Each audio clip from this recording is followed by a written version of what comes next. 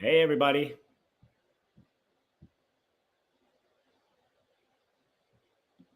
See some people are already jumping in.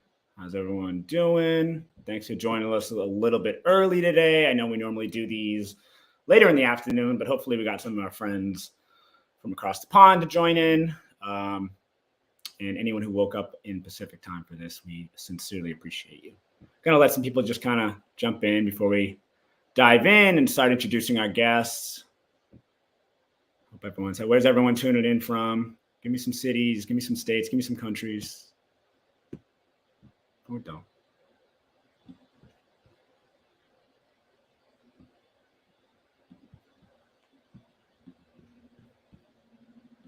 Cool. I'll get started here. My name is Kevin Cornell. I'm TuneCore's Event and Brand Partnerships Manager. So, as some of you know, last month TuneCore launched its unlimited distribution plans. Whether you've been with TuneCore, since the beginning, or you just started recently, last year, a couple years ago, this is really some of the biggest news we ever had. So we're happy to have you here for it.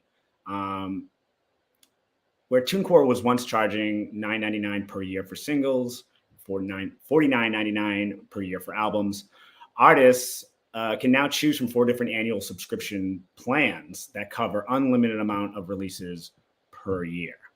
So I'm going to throw that up here.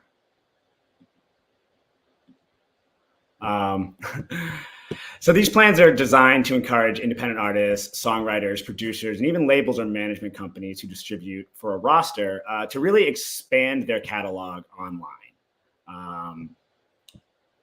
Sorry, just show that full screen here. So that's just a look at some of the plans. We're going to get more into these, but again, we want people to be experimenting, to be trying new things, to find out what their fans are liking.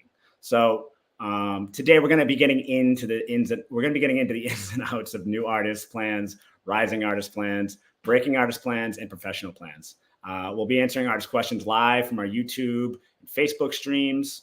But right now, I'm going to actually introduce our panelists. Excuse me. I was going to say planalists because I'm saying plan so much. But please welcome Andreea Gleeson, Isrc Clayton, and Amy Lombardi. Andreea is our CEO. Isrc Clayton is TuneCore's Senior Director of Client Success. And Amy Lombardi is our Senior Director of Artist and Partner Relations. Thank you so much for joining me. I appreciate it. Appreciate you taking the time to hang out and just sort of take your time to break down everything about unlimited distribution with the TuneCore community. So without further ado, we'll jump into it. Andreea, I'm throwing the first one at you, not just because you're CEO, but because you had a lot to do with our launch. So leading up to the launch of Unlimited, I really wanted to talk about that because, as I mentioned when we jumped in here, it really is some of the biggest news we've had. So when it comes to that launch, TuneCore received a lot of feedback from our artist community, just about distribution, about our pricing. Can we start just by diving a little bit into what you heard and what sort of led up to the launch of TuneCore Unlimited? Yeah, so number one, I just want to say hi to everyone. I think I see someone from the Philippines, from Istanbul, Turkey. Oh my gosh, LA. Thank you for waking up so early. I know this is actually an early time for you, so thank you so much. For us at TuneCore, what's very, very important is that we help all of you grow. And that really is the number one priority we have. I tell the team all the time that if TuneCore, the way that TuneCore is successful is if our artists are successful. And what we started to see is that release strategies have changed, and artists who are successful are releasing all the time. And and it makes a lot of sense because, when you were in a physical distribution world, you had manufacturing constraints and you had limited space on a shelf. And so you were really trying to release EPs and you were doing a lot more albums. But today, music is consumed digitally. And so what we started seeing is that successful artists are doing singles and then wrapping them up in EPs with a couple bonus tracks, and then wrapping all that up in albums at the end of the year. And ultimately, it's giving artists more moments to engage with a new potential thing. And so when we were seeing this, we noticed that our pricing really was making artists choose. they were saying, hey, do I release this one? Do I release this one? They have to kind of do the math if what they're going to invest in their releases. And we wanted to remove that complexity for artists and to just create, put it out, test, experiment. And so that is really what drove us to make this change to introduce unlimited plans, was so that artists can ultimately release all the time. And for us, we spent a good amount of time doing research and really spending time talking to artists over the last year to make sure not just that we were putting together plans that were available for unlimited, but that we got the right plans, and that artists that are just starting out may not need all the features that somebody who's doing more sophisticated strategies are doing. And that's why we have the 4 plans. And, we launched our beta in March, and Erica, who's on here with me, and I were having weekly calls to just get feedback and see, okay, well, what's the feedback from artists? And the feedback has been incredibly positive. I think my favorite thing is when we started doing these check-ins on what artists are saying about the new plans, is they were ultimately just asking, is this real? Yeah. And so you got it right if the feedback, that's really the biggest comments that you're getting. And we had an AMA in New York last week with some artists, and we got together and kind of, I had the opportunity to talk live with some of our incredible artists. And one of them told me that just to make sure there wasn't a catch, he read the full terms and conditions. And so, this is real. I'm very excited that we have this out. And ultimately, really, again, to go back to why we did this, we really wanted our artists to be successful in releasing all the time, and to be creating these moments to grow their fan base. Yeah, 100%. And I think I can confirm that the "is this real" question was, I think a lot of people in this company were getting those from their contacts or from ours. I know Erica, we'll talk to in a second, was getting that like crazy. And it's understandable, right? We were one of the first in the game, and I can't emphasize enough how big of news this is. And I'm not just saying it because I work with TuneCore. It's a game changer. And Andreea talked a lot about experimentation and sort of trying things out, which is something I think we've always talked about here, especially on TuneCore live sessions, regardless of what the topic is. Experimentation is huge. Getting out of your comfort zone is huge. But now there's less, I guess, financial burden to do so. So we're excited about that. And I want to kick a question over to Erica. So just, if you haven't seen Erica speak before, Erica's our Director of Client Success. But Erica's also an independent artist herself. So Erica, if you could tell us a little bit about what your role entails and sort of where you sit at the company, but also as an independent artist, what kind of opportunities you see or you feel our new unlimited pricing are going to open up for creators. Good morning, everyone. It's great to be here with you today. Kevin, thank you for the introduction. So I am the Senior Director of Client Success at TuneCore. And generally speaking, what that means is I oversee all of our experiences with artist support, client support, and taking the feedback that you provide to us, the experiences that you share with us, and making sure that we're building the best product that we can by working with our product and tech teams, getting issues fixed from time to time when they do come up, and just making sure that overall, from tip to tail, your experience using TuneCore's platform is the best that we can make it for you, and that we are delivering the best products that you want for yourselves and your careers. So as an artist and as the Senior Director of Client Success at TuneCore, I think the biggest opportunity for a lot of artists is just the ability to go out and experiment with something new. I said this last week at our event in Brooklyn and talked to a bunch of people afterwards about it. But if you've been thinking about putting out that new cover song, for example, like trying out a different genre, exploring different sounds, now is your chance to do that without it breaking the bank. I've always been an albums girl, an EP girl myself. I've co-written a bunch of albums. I've played on a bunch of records, and I've never really explored the world of singles. And to be truthful, that's holding me back as an artist because that's where it's at today. And now I feel more comfortable putting something out that's maybe not 100% ready because it's not going to cost me anything additional to do that. In trying something new or a different genre without having to put out a whole record that has a completely different sound, and being able to do it without major consequence to my bank account. And I think that a lot of artists are going to feel the same way. You now have more power over how you put your catalog out to the world, and to it's just a really nice opportunity to be able to do that. It's really fun to see how people react to the content that you're putting out when you can put out so much more of it.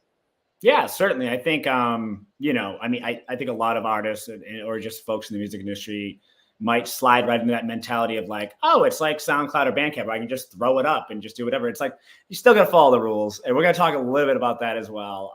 You know, unlimited is a wonderful thing, but our relationship with the DSPs, with the social platforms hasn't changed. We're still, you know, very much, we want to make sure that we're positioning you for success. And that we want to make sure that, you know, you feel encouraged to put it all up against the wall, but you're going to still be following a lot of the same process. It's just as official. It's just as real. It's just as available to everyone as it was. So no need to take it less seriously than you would an EP or album or single release in the past. It's just now you're a little bit more, you know, untethered, I guess, right? Cool. So I want to kick one over to Amy. Amy, again, is our Senior Director of Artist and Partner Relations. I'm going to politely request that Amy tells us a little bit about her role and her place in the company. If you're a TuneCore Live Sessions loyalist, you've met Amy before.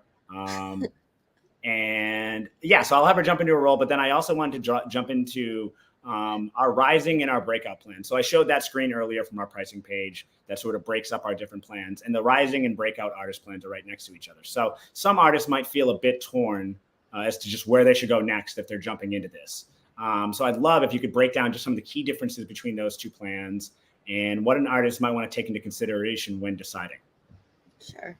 Hi, everyone. Thank you so much for joining today. My name is Amy Lombardi. As Kevin said, I am TuneCore's Director of Artist and Partner Relations.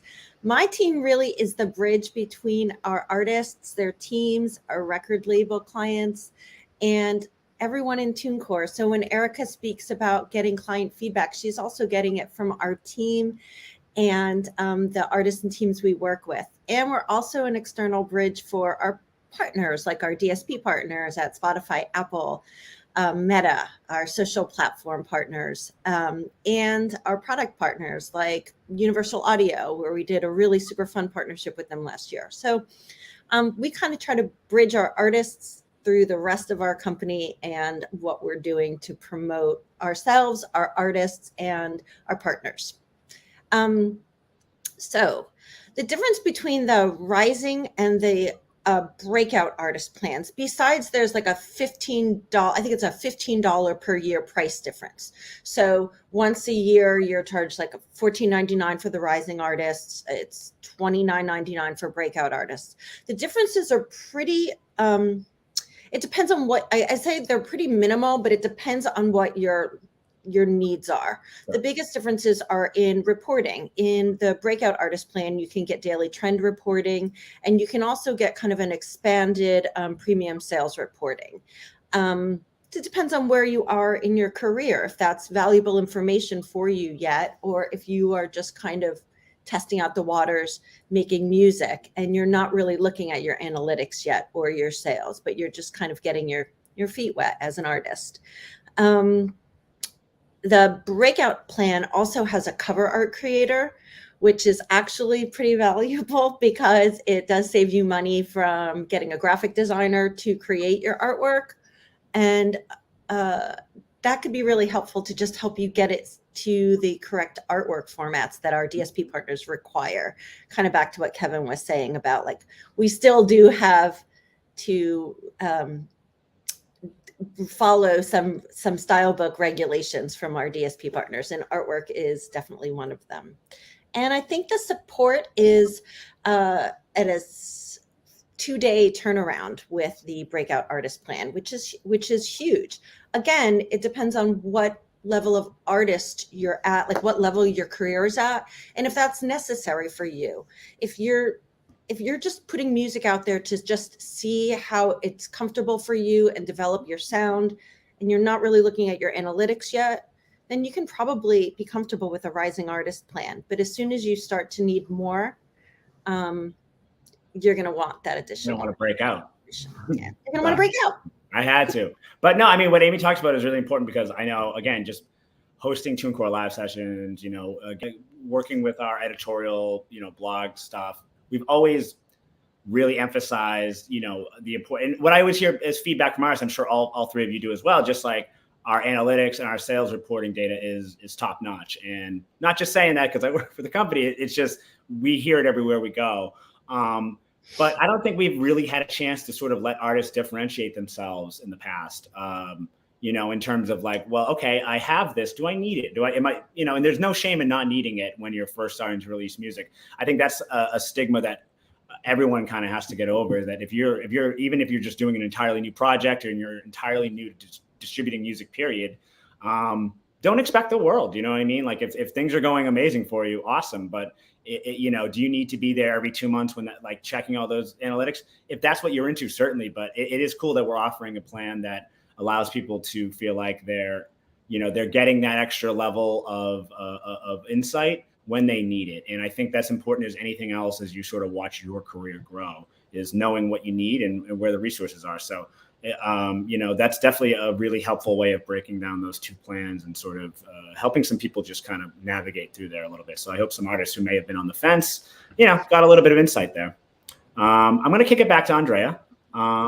So we launched our social platforms. I'll let you talk a little bit more about this, but for anyone who remembers, we did launch our social platforms tool last year. But can you talk just a little bit more about the access to social platforms that TuneCore gives artists in terms of releasing music and sort of what that means for their potential to engage fans on purely on that level outside of Spotify, iTunes, Apple Music, those DSPs? Absolutely. Couple things I'll note is that, TuneCore's now been around for 16 years. And what I've seen a lot of changes in the 6.5 years that I've been with the company. But one of the biggest ones that I saw over the last couple of years is that in addition to independent artists being able to release their music themselves, is that now you have the ability to connect with fans directly in a way that it just has grown so much. And there are just these micro communities that you really have the ability to connect with and find your audience. And, going back to how we really, when we launched Unlimited, our thinking was, how can we remove barriers for artists? Same way was with social platforms, because when we asked our artists that were creating accounts, why they weren't releasing their music, the biggest reason was because they didn't feel like the music was ready. And what we started observing is that actually artists started going viral by posting videos of their demos onto TikTok and onto Instagram.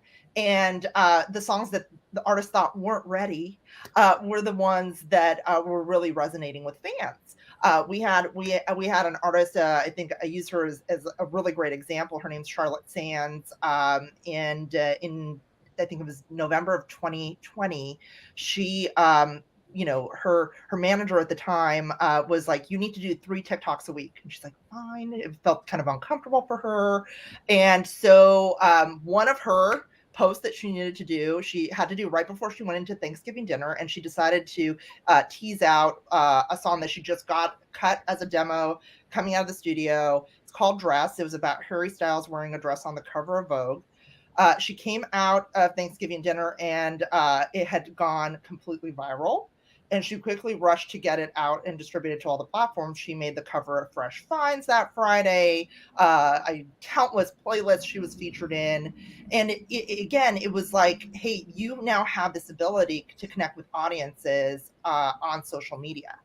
And so our thinking was, hey, how can we make this easier for artists? Because again, it was like kind of a scramble. I think Amy personally got a call to help like rush that one through to get it up. How can we make this easier? So that's where we came up with social platforms. So as Kevin mentioned, you now can actually release your music into the libraries of the social media platforms as a pre-step to distribution. So if you think, oh, I kind of want to see what, if this song is ready before I send it out to Spotify and Apple, Let me get it into social media. And what's so great is that if you did what Charlotte did and just posted into your channel, into your own feed, you're actually not making money off of that. Yeah. When you are putting it through social platforms into the libraries, that is, you're going to make money off of that. And it is now in the libraries that if you have a viral moment, that now other creators can immediately start using that in their videos to amplify the moment that you're having. And then very easily, if you want to push it out to all the platforms, it's all loaded up and ready to go, and you can get it distributed to all the platforms really seamlessly. So we're very, very excited about this, because if I can give some advice to artists is, get out of your head, test, experiment. That song that you may think is maybe not ready might be. And guess what? It's not. It's like a pre-step, so you can kind of get feedback, and it's almost like like in marketing, you use surveys and focus groups to get feedback on things. It's like you can get that live and on your music, and by doing this pre-step. So that's really why we launched social platforms, and we're very, very excited about it. Yeah, and Andreea, Andreea and I have worked together on the same team for a long time now, and it doesn't matter how long you've worked at a company. Something like, music tech, you could be there for 3 years, and the whole world is upside down by the end of it in terms of what you thought you knew. And artists obviously have to deal with that firsthand. So you sort of talked about just how much has changed over the years, but one thing that hasn't really changed is creators sort of doubting themselves in terms of the music being ready to go. And I think that's a perpetual thing for people who create art. And I think it's a beautiful thing in a lot of ways, because it speaks to the dedication and the care and the thought. But then, you don't want to be compulsive about it either.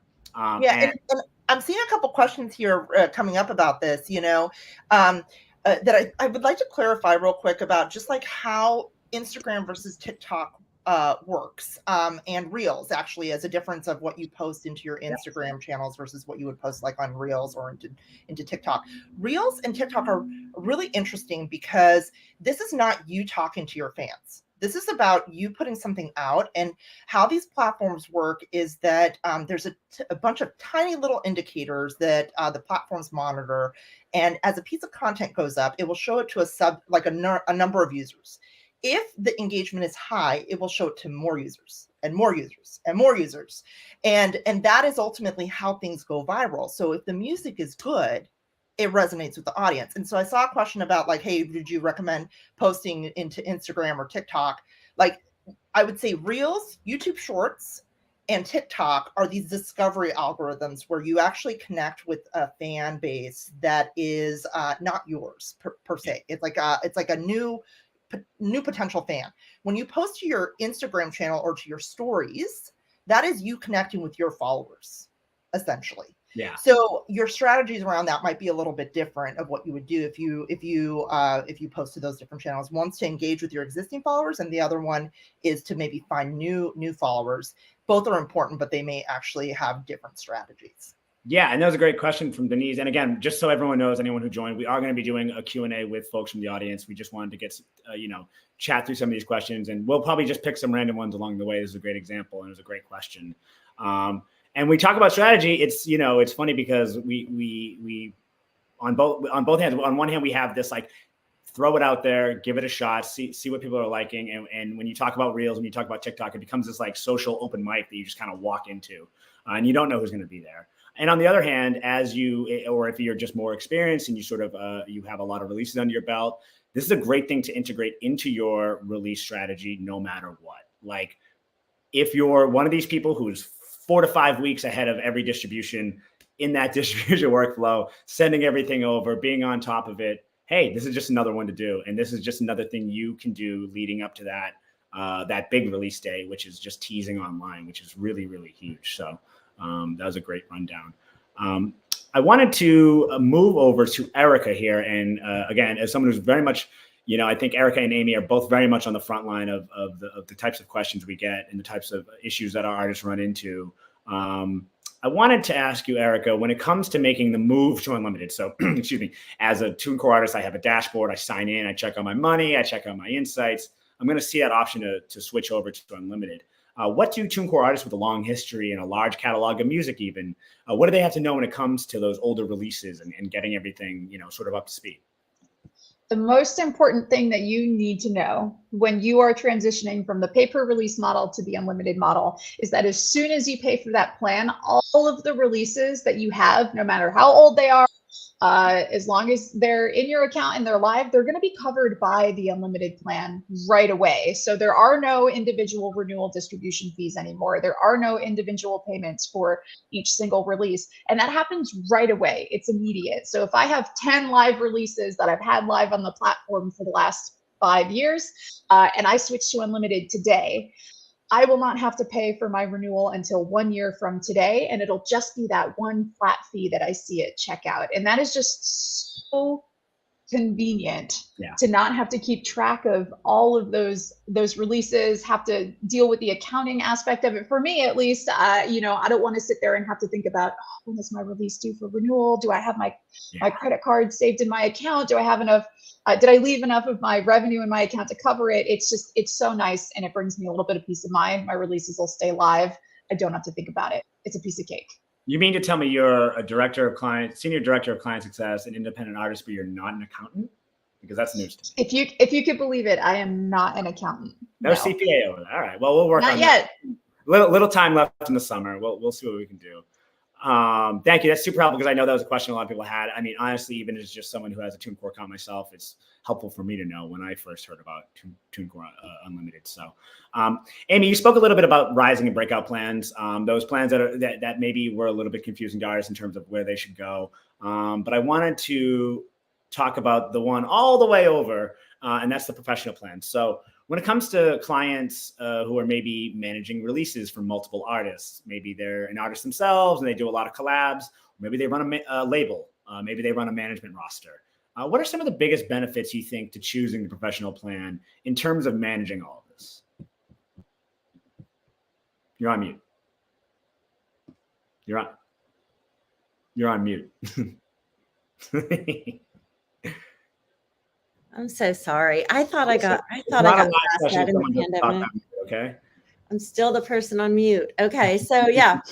I mean, well, with a pro plan, you can have a custom label name. You are looking at the same releases in your account, and you're paying one flat fee.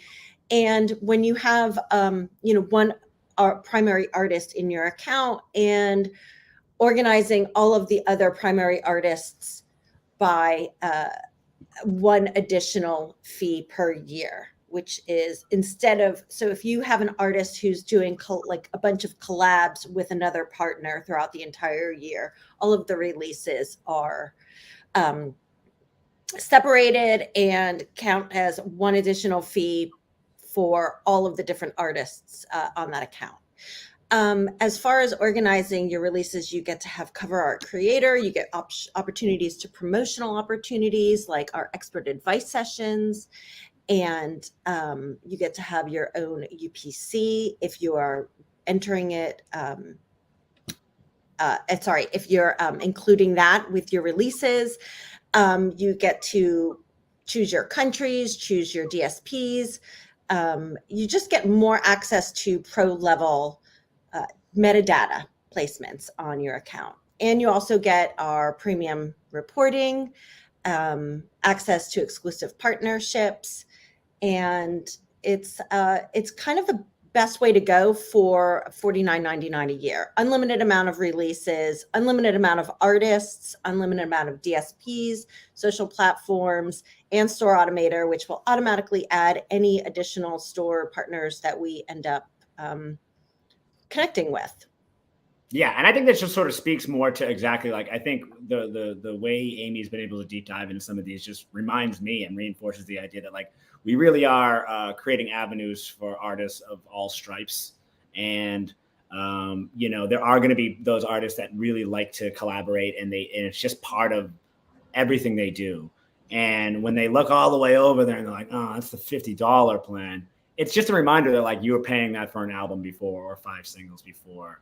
And there's a lot of reasoning that went into sort of offering these specific features for people who kind of just want a little bit more. Myself, I run a tiny little label. It's really nice to have just that list of artists that are over there without having to worry about different accounts. And again, everyone likes to operate their business a little bit differently. So I think for folks who are a little interested in that, I definitely recommend checking out our pricing page, which I've conveniently left at the bottom there. And just kind of dive into it, because, you don't want to feel pressure to pay that extra money if you don't need all those things. But if you're worried about what you might be missing on other plans, give it a shot, take a look at it and do a little bit of a deeper dive. But, and while we're talking about, collaborations or releasing on behalf of other artists, Erica, what are some important factors that just everyone should know about releasing music with or on behalf of other artists on these new plans?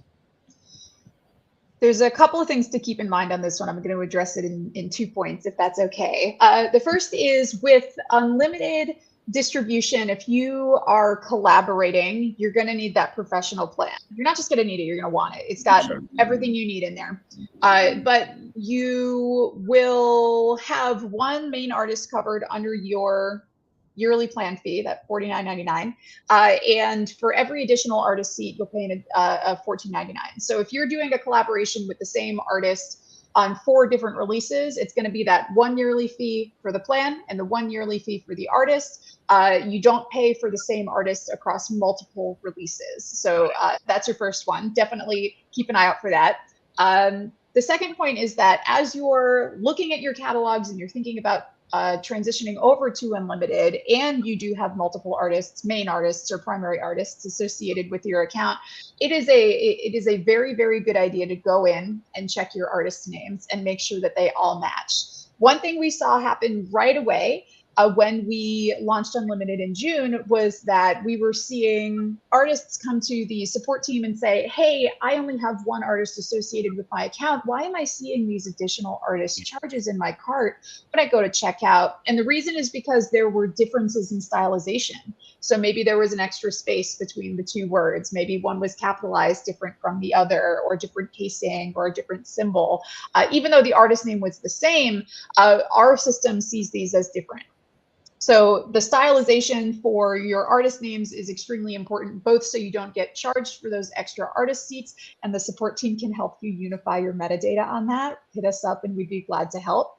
And also it helps us ensure that your release goes to the right place on the first try. I know that having your release land on someone else's page who has the same artist name as you can be really frustrating, believe me. And when you go back and unify your metadata and ensure that your artist names are the same, stylized exactly the same across all of your releases, that helps us guarantee that we can get it to the right spot on the first try. So super, super important to make sure that your artist names are all the I's have dots, all the T's have crosses, all the spaces are aligned, and all the stylization is the same.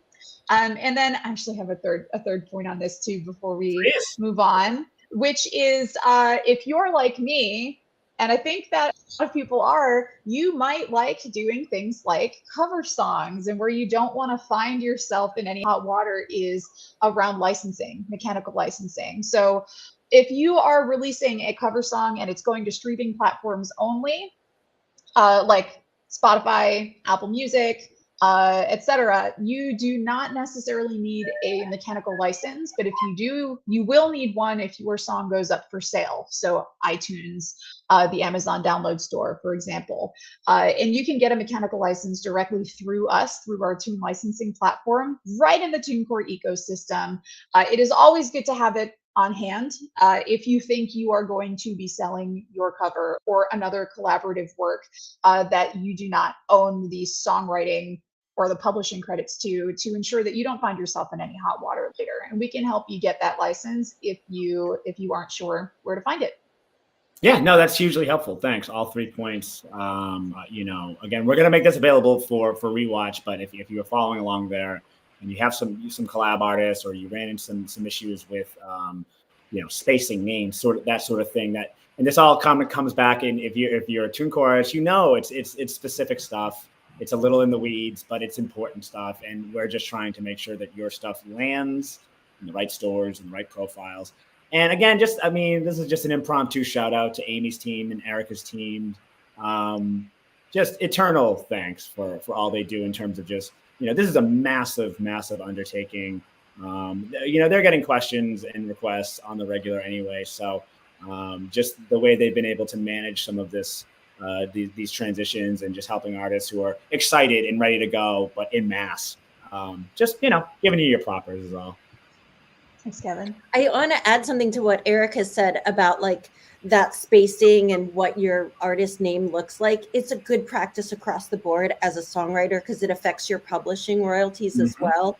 And if your name is not exact globally, you're not getting all of your royalties. So just another. Don't let a misspelling cause you to lose money, or a last minute style change for that matter. Yes. Actually, Amy, I wanted to stay with you just really quick because you do so much to connect artists and labels with incredibly important information, not just on TuneCore live sessions with me, but just, about our services, about our DSP partner services, product launches, those sort of things. What can artists or even label people or managers who choose that professional plan that we were talking about earlier, what can they plan to look forward to in terms of just access to things like pro panels and expert sessions as we continue to develop this programming this year and into next? Yeah. So besides like super fast support from Erica's teams, the expert sessions that we've been doing are across the board, different subject matters, different partners. So for instance, we've been doing a quarterly series with our partners at Meta to really dig deep into like Instagram Reels, or what are your like best practices for the platform. Instead of going 5 miles wide, we're trying to go 5 miles deep. So we're doing 4 sessions throughout this year with our partners at Meta. We have guests like Felicia Bennett, who is Janelle Monet's tour manager, and she just joined a session with us last week to talk about tour managing, how to advance your shows, how to get the best from a house sound engineer, how to like set up your sound for a solo show, a stage show, or a festival show. That's so cool. Yeah, and we also have our fantastic YouTube relations manager, Ethan First, who is doing a series of sessions for on YouTube. And, like you talk about like the down and dirty things that may seem boring, but they're super important, like SEO on YouTube. Like it's the simplest things that you're just like, I had no idea how many more people I could get in front of with this format. And Ethan really just breaks it down to be very clear and explains to you why it's important, and is like, here's how you do it. So each session that we do with Ethan is on a different area of YouTube, and like developing that, kind of mining that platform for everything that you're going to be able to do there as an artist. I mean, the idea that everything is an experiment right now for everyone, it is true. It is okay. And we should all feel very unafraid of that. We're in a tech age. And so we're all kind of experimenting to see what works. I mean, Andreea, one of the things I've learned from Andreea is just try it and see if it works. It's not going to be perfect as soon as you try it. And I think about like, if you're a runner, if you want to start running, you're not likely going to go out and run 5 miles the first time you go running. So just allow yourself the grace to get better at something, and like reflect on what's working for you, what makes you feel comfortable, what got you a lot of great feedback, and just kind of go from there. And if you're like me, don't think too much about how silly you look while you're running. Yeah, for real. And also big shout out to Ethan on the YouTube relations front. Andreea mentioned and Erica mentioned, I think too, our Brooklyn Ask Me Anything mixer. I see a few friends in the chat there that were able to attend. Ethan's the best. But what you said about just YouTube being one of those things is like, you don't know the questions you have until someone starts talking about it. And that's exactly what it was like. He started just sort of jumping into some things, and people were like, oh, wait a minute. So, even as a longtime employee of TuneCore, I'm always, looking to resources within the company about YouTube questions. And it's because things are always, evolving. So thank you for sort of diving into that. That was really helpful. I wanted to kick one last question over to Andreea before we jump into some of the Q&A. Because I'm not exaggerating when I say that, like, again, this is the biggest thing to happen to TuneCore since we launched. So before we take some questions from our friends tuning in the YouTube and Facebook world, can you tell us just what you're most excited about when it comes to the future of TuneCore? Absolutely. Yeah. So little background on me on a personal level is that I actually don't come from the music industry. I come from retail. So I spent about 11 years in e-commerce and bringing essentially shopping online. And when I came over to TuneCore, because like I used to be a part of the well, I don't come from the music industry. In my 20s, I remember the indie scene in New York, which was like artists playing on the subways, selling their CDs for $5 and giving you their flyer to go battle the bands at CBGBs. And that was like my scene. And so fast forward when I came over to TuneCore, and I got to learn about how it went digital, like, okay, distribution's digital. And, now artists can start their own small business essentially. And they don't need to sign with a label to be successful. And there's many paths that artists can take to kind of build who they are as an artist when they're starting out. And then eventually how they choose to set up their teams in the future, whether that's signing with a company or with, hiring a team around them. There's so many paths. So you just have a lot of choices. But with all those choices, there is, it can be overwhelming.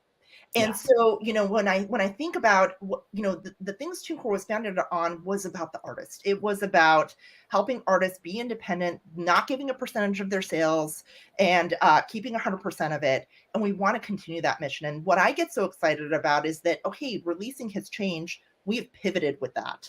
We have now launched Unlimited, and that was a very big change. We've had about a year in the making. And now what I'm so excited is about how we're going to innovate in 3 really key ways. And I saw some of the Q&A, so I'd like to kind of answer some of the questions as I go. Sure. So there's 3 areas that I think that when you're starting out as an artist that you really need. One, you're wearing all those hats. So we are thinking about at TuneCore, how are we making your life easier? Splits is an area that we have already prioritized. It's something that's in the works. And we know that you don't want to do accounting, as you have all these collaborators that you're releasing music with. You don't need to be a CPA to like get all your money out to everyone you're collaborating with, which is, by the way, a huge benefit you should be doing is collaborating and doing joint projects with other artists and creators. And so that's very important. How can we make your life easier? And then second is, when you are just starting out, you have to ultimately just get better at making better music. And that comes with practice. And this is an area that we want to partner and build out tools to actually help all of you make better music. And then third is, let's pretend your music's amazing. And I'm sure everyone on this call has amazing music. But how do we help you get more fans? And so, ultimately we're a technology solution. So we want to bridge solutions for you in this way to help you with that. And then, obviously we want to help you collect all the money you're owed. But this is an area we really want to help you with your fan base. I saw a couple questions about video distribution. So having a music video plan as a part of your release strategy is actually really important. And it is something that we've had in our roadmap, probably on there for about a year and a half, but we had a few other priorities in front of it. But it is something that is in the works, and we will announce timing around at a future date. So that is like an example of how do we make things easier for you, but also help you with your fan base. So just to kind of make those categories a little bit more real. Another great example is, I think that what happened during the pandemic really showed us, maybe fast forward some things that were already going to happen. I think Twitch, as a great example, is a place that that audiences are different than you may have on Spotify. And what we learned is that there's artists who may actually make a really good living on Twitch by performing live because they have a subscriber base that's a little different than if they were just, than what they have in streaming platforms. And again, going back to experimentation, artists should be experimenting and finding those communities. And so a great example of this is we launched a partnership with Twitch last year that we're a part of, the collective, and it's an area we're going to continue to expand on. So, what makes me so excited is ultimately, how do we keep like making TuneCore better for all of you? It is something we're very, very actively, thinking about doing. Feedback sessions. I'm reading all the chats here, and I'm actually intaking like, okay, what do artists want? I see some of them. It's like, yep, we're working on that. Yes, we're working on that. But then there's new ideas, and so the fact that all of you are here sharing your feedback, we just keep wanting making TuneCore better and better to be your solution to help you grow, collect all your money, and be that solution. So that's what gets me so excited. I love it. You're already jumping into questions already. It was a great question from Natalie Thompson on Facebook, which she asked when we have planned for music video. Natalie, I hope you're still watching. You were the first person to get in here before Q&A. So thank you. That's amazing. And it's inspiring. And I hope artists are excited when they're hearing all of this. And I hope they're excited that they get to directly ask the CEO any question they want here. So with that said, I want to just kind of encourage people, if you haven't already, to throw some questions into the chat. I'm gonna go ahead and scroll back up and find some of the comments that were coming in from earlier, just so that we can sort of address some of them. And again, good chance I'm already looking through some of these. We've already sort of answered them. So hopefully you stuck around, you're able to get your answers there. But I'll just sort of start to dive into some of these really quick. So this one might be for Erica. Does going unlimited stop the annual renewal for albums previously uploaded? All right, John, great question. So for when you make the switch to unlimited, all of your releases are now covered under that one single plan. So you won't have to pay renewals on individual releases anymore. Instead, you only pay once a year. If you recently renewed an album right before making the switch to unlimited, please contact us so we can talk to you about what's possible. We don't want you paying twice for the same thing. We can help you out there. But for sure, if you have 10 records live, 10 releases live on TuneCore today, and you make the switch to unlimited, all 10 of those are covered under that one annual fee going forward. All right, John McAllister, thanks for the question. I'm going to stay with you, Erica. I'm sorry. But this is about album credits, and I know some people had some questions about this. What if I have 4 album credits ping my ass? What do we do with the new plans?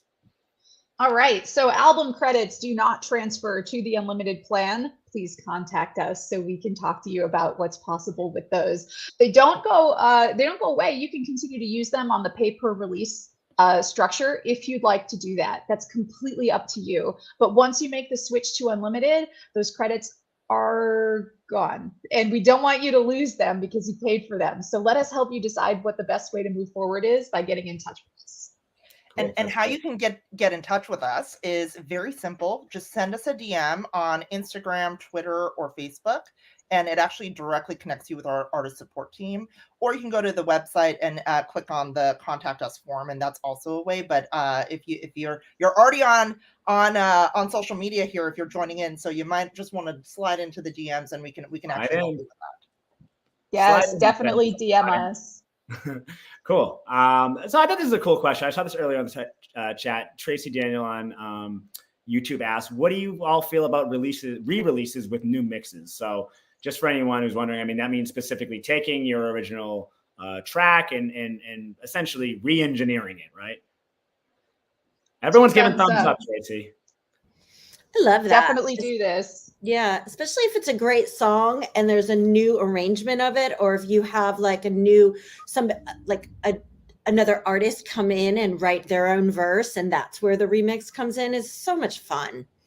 It's just a great way to bring new life into a fantastic song and to make it a different version. I mean, look, that's how like so many dance songs have come into creation, right? And from great pop songs.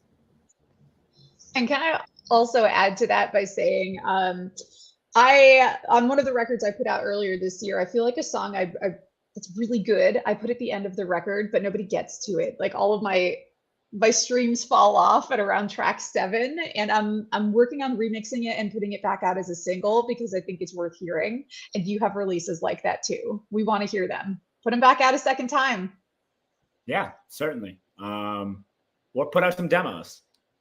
Put out some really lo-fi demos for all I care. I want to hear those too.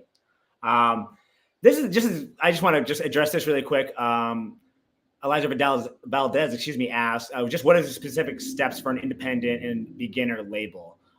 You're asking some questions about sort of like EIN numbers and U.S. business.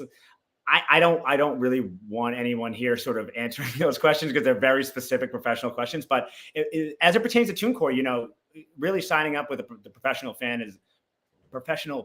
is the best way to start if you're running a label. I encourage you to do all the necessary research in terms of being a small business, finding the best ways to run that and have it function. But as it pertains to TuneCore, Eliza, I just wanted to let you know that the professional plan is probably going to be the best choice for you to get going in there and to be helping out with some other artists.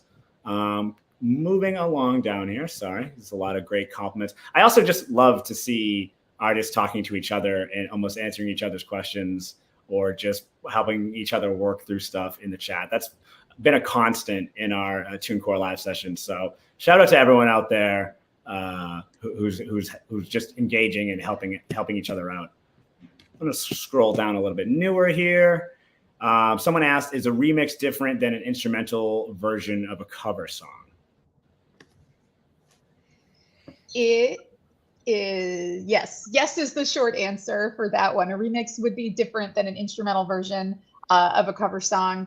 A remix would be taking the original stems, the original tracks from your release, and kind of going back in and moving pieces around, maybe adding in a featured artist or an additional verse, knocking up the bass, for example, like changing the volume and the levels. An instrumental version of a cover song would be it would just be a cover song and not a remix. So for that, it's using somebody else's works as opposed to taking your work and I don't want to keep using the word remix. I feel like I sound redundant.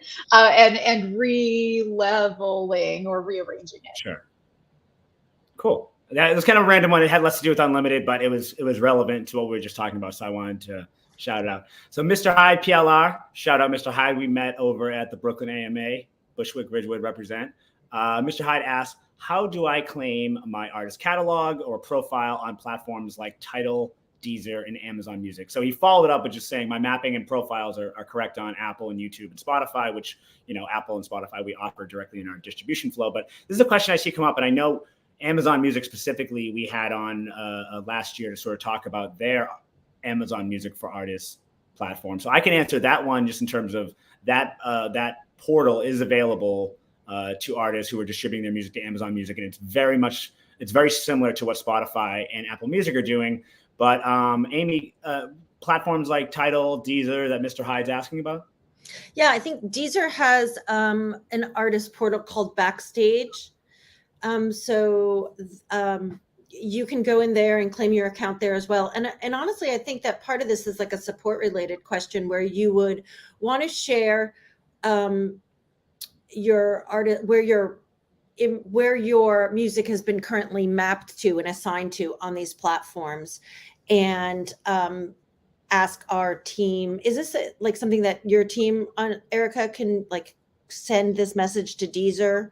I think it's for Deezer. No, sorry, I don't really know. I just know that there's a Backstage portal. No, for Deezer, we don't have a way into their backend to link your release specifically with your artist page so that you can claim it the same way that you can with Spotify, for example, but you can claim it directly through Deezer. Right. They have a process for it. So their artist portal is called Backstage. Amazon Music has Amazon Music for Artists. You can claim your artist profile. You can also pitch all of your new music directly to Amazon editors through their platform. You can connect directly to Amazon support, Amazon Music support if your music isn't mapped correctly.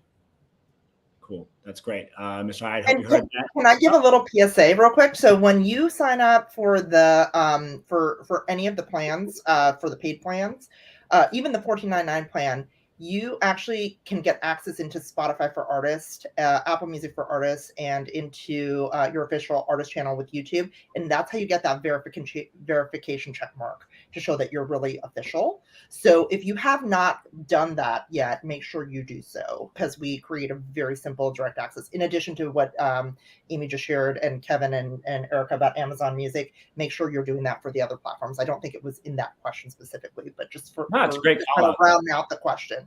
Like It's a great call out. Everybody loves it. Everybody loves a blue check mark, right? Blue check mark. It's all about the blue check mark. On social media, it's a little more complicated to do that.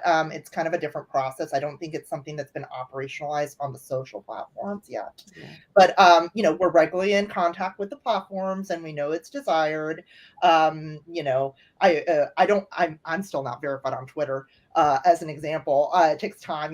Each of them have different qualifications of what you need to do. So, you know, some of us are right there with you. So. I've been working on that Twitter blue check mark since 2009. My wit has not earned it. So I've seen a lot of conversation about Isrc codes.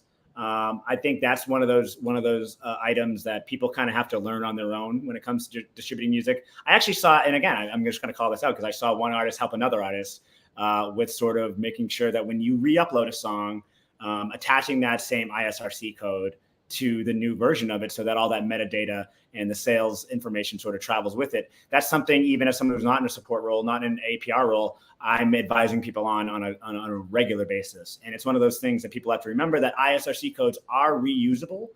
UPC codes are not reusable. So Danette asked, you know, are we still in the need of business and of creating Isrc codes for every release? Absolutely. But with TuneCore, thankfully, we create them for you.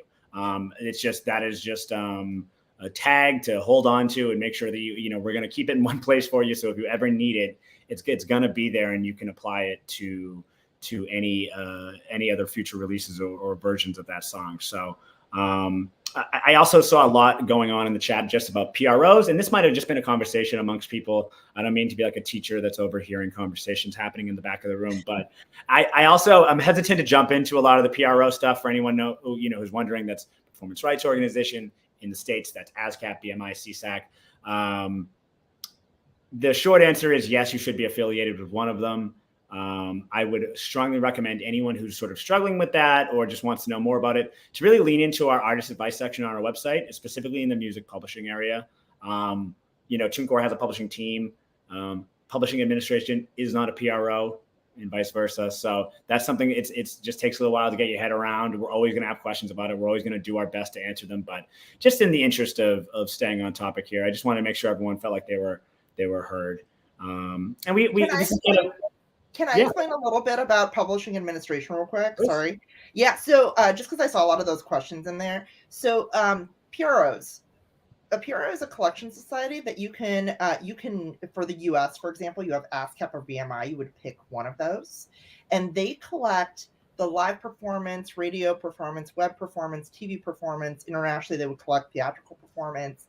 The thing is that you can work with with the PROs directly and get paid. However, you would not be collecting all the money, which is what a publishing administrator does. So I saw some questions about TuneCore publishing. Also, there's a similar service called Songtrust. I saw that in the chat a little bit earlier. What a publishing administrator does is it actually collects everything from the PRO, as well as some additional sources that you would not be collecting through the PRO, which is your mechanical licenses. So this is the your songwriter share of streams and downloads, and then also any direct licenses, so like sync, lyrics, and YouTube. And so if you are distributing and you have a PRO, you are potentially leaving money on the table as a songwriter by not collecting that portion of the revenue. And so that's where a publishing administrator would help you do that all in one place. And what I'll say, having a benefit of,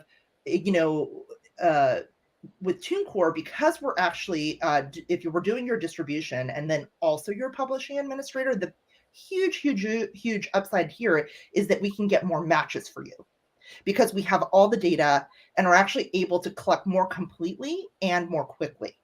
So because we have both what you've distributed and then also what you're registering as a songwriter, we can actually collect a lot more.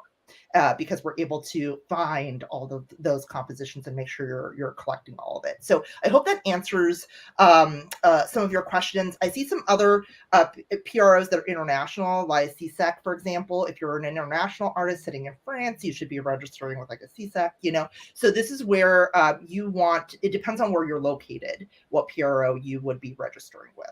And they work together. It's they do work like together. I was saying, like these are largely government funded. This is they're looking to sort of collect that stuff, and they work together. Someone had asked, and this is always a sort of evergreen thing about pub admin. Would I need to retire? And retire is a strong word. But from Song Trust, if my label were to work with TuneCore Publishing, and to Andrea's point about if you're using TuneCore Publishing Administration, you find more matches when you are distributing with us. So if you are distributing with us, I'm not going to tell you that you need to leave Song Trust, just as I wouldn't tell you that you need to leave a competing distributor. But, I definitely recommend exploring it. And I know, everyone's got their camps when it comes to this stuff, but there are some integration benefits to working with TuneCore. And someone asked, can I get a publishing deal with TuneCore? Benjamin, you can sign up today. It's a one-time fee. It's a really, really solid team. It's a really great resource for collecting those songwriter royalties. And it's a very fair deal. So I strongly recommend you check out our TuneCore publishing team, or just tunecore.com/publishing administration. So please, please, please. We are at the 12 o'clock, it's 12 o'clock for us in the East Coast. It's 11 down in Nashville. But someone did have a question just about getting on DSP and playlist. This question is always going to be relevant. Denise asked, just what do you suggest to get featured on DSPs or get in playlists, except for creating the best music you can? I love that caveat. That's absolutely true. Amy, do you want to just talk about just some of the super easy ways that TuneCore can help you sort of get prepared to pitch on Spotify for Artists, Apple Music for Artists, and those things? Yeah.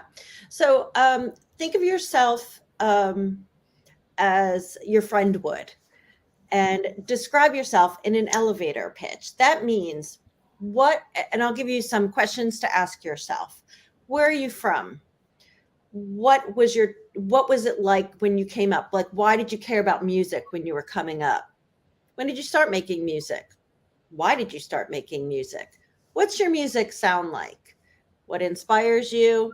And who did you just record this release with? Write all of these things down, answer these questions for yourself, and then really try to make a mini bio, like a summary of your experience as an artist. It's going to have to do with what you grew up like, what you were interested in, what people in your family or friends were listening to. Those are your influences. So then you break it down like that.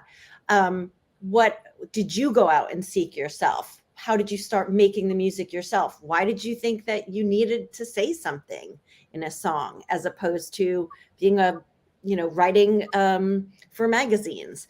So just really kind of think of yourself like it is incredibly unique. What drives you to make music is incredibly unique. And it's really hard, I think, for artists to remember that because they're just so caught up in doing all the work that it takes to go along with being an artist. So you got your elevator pitch. Collect all of the other information you have, your Spotify artist page, how many monthly followers you have, your TikTok artist link, or Instagram, wherever you're most comfortable. Keep that information on hand because this becomes part of like your pitch kit, right? Your artist bio, which is a summary of you, a short synopsis of what about this track or this album, like maybe who you recorded it with, where you recorded it, why you chose to release it now, something that's indicative of just that album.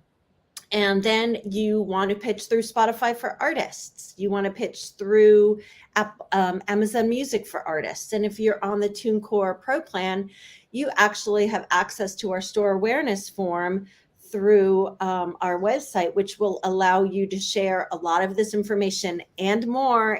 We ask you for a lot of information, but that's because we know how important your storytelling is to our DSP partners.